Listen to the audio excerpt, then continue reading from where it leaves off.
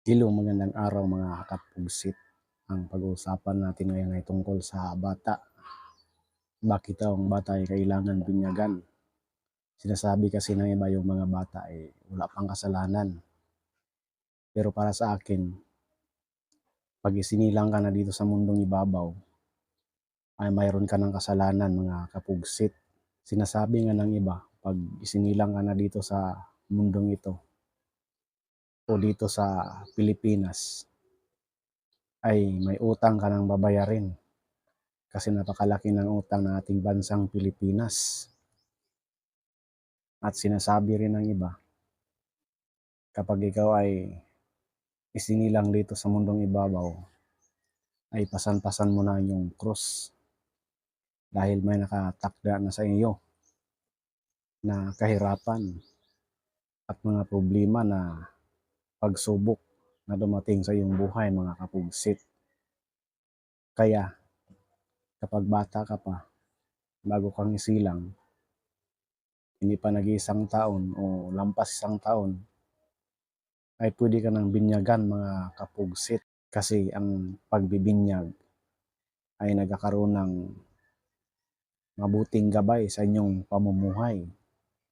Marami namang binibinyagan mga kapugsit na paglaki nila ay naging hindi mabuti yung mga asal, nagiging palaboy mga kapugsit kasi hindi nila sinunod yung kautusan bilang Kristiyano.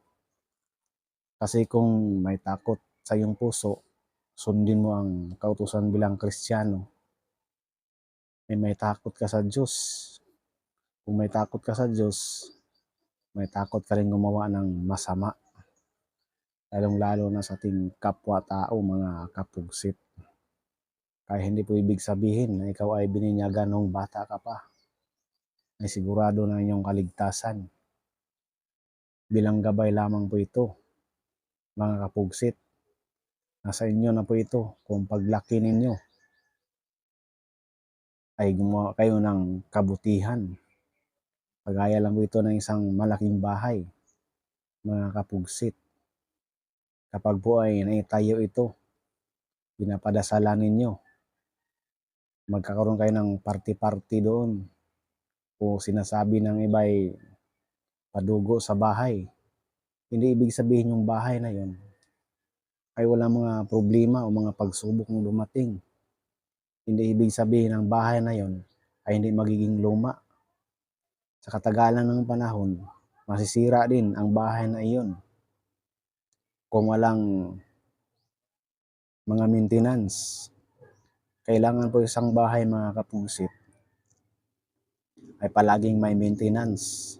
Kapag luma na ito, i-repaint natin ang mga pundasyon nito, mga kapungsit.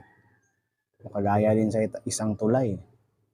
Kapag ginawa ito, ginamit natin na mahabang panahon, kailangan po ito ng maintenance para hindi madaling masira mga kapugsit. At yun lang po. Maraming salamat sa inyong lahat.